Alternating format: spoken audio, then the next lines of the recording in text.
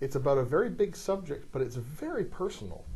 Take me through some of those people that you look at this issue through. Well, and the fact is the most important issues for individuals or for a nation, I think, are intensely personal. How do you live the worthwhile life? And, those sort of challenges, the idea of that being sort of the mission of the examined life is something that carries through the narrative of this book. I've written a couple books about the Bush administration, which tended to be, in the hearts and minds view, more mind than heart. They were full of sort of harrowing news cycle driving disclosures that drove the global news cycles, and they're all bestsellers by virtue of that. But and I think they helped frame really some of the official wrongdoing or sort of misguided actions of this period. The second of those three books, the 1% Doctrine, which I published in 2006, really end with this sort of idea of justice, this you must pursue. It's a line from Deuteronomy, of all things. I almost never put a line like that in a book, but it's interesting because the reason justice is mentioned twice in Deuteronomy, the biblical scholars agree, it's once for the ends and once for the means. Something we forgot in America at a time of panic and anger. And in some ways this book, The Way of the World, is not about many of the harrowing news cycle driving disclosures that actually are in it. It's about Americans at all levels, all walks of life, and even some people coming to America saying, all right, I get that now. Where do we go from here? How can we restore a notion of moral purpose, of moral energy, which is, of course, the source of true power in the world? And the characters throughout this narrative do that. And in a way, they're testing whether American ideals, and they're really human ideals that are fashioned, I suppose, by America, whether they have real resonance enough to guide people in their lives and maybe even offer the path to a better life.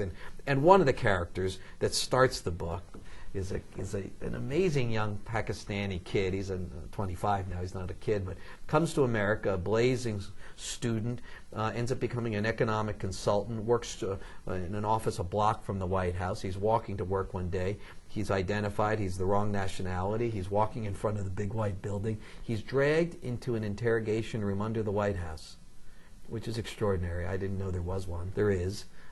And so the opening of the book is in a sort of this extraordinary colliding scene where Usman, the kid, is going through hell.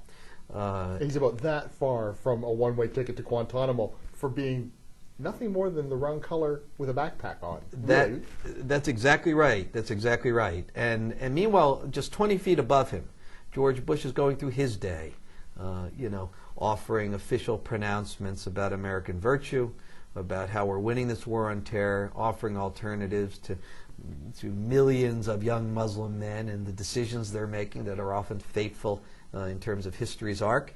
And of course, you see right there the extraordinary disparity between words, official pronouncements, and deeds that is right at the heart of why moral energy is bled away from America during this period.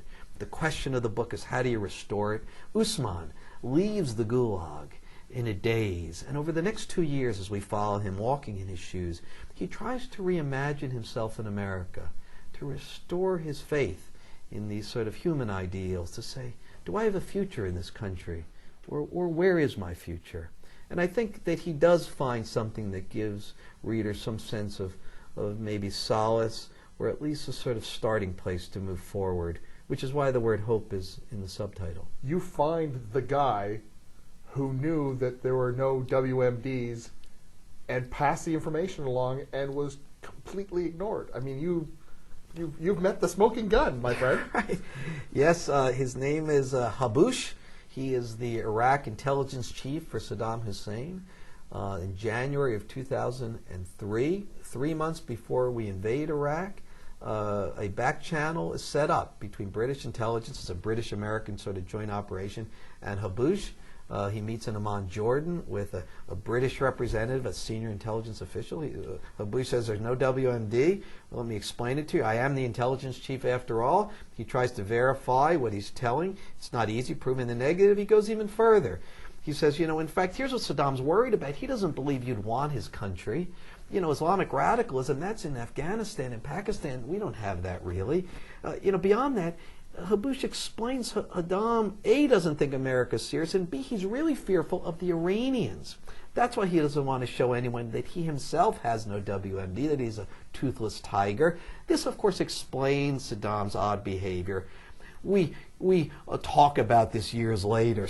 Actually, Saddam says this in an interview right before he dies. We know this months before the invasion. It's ignored by U.S. leaders, and the British knew it too. Full steam ahead. I think history is going to be harsh in its judgments here.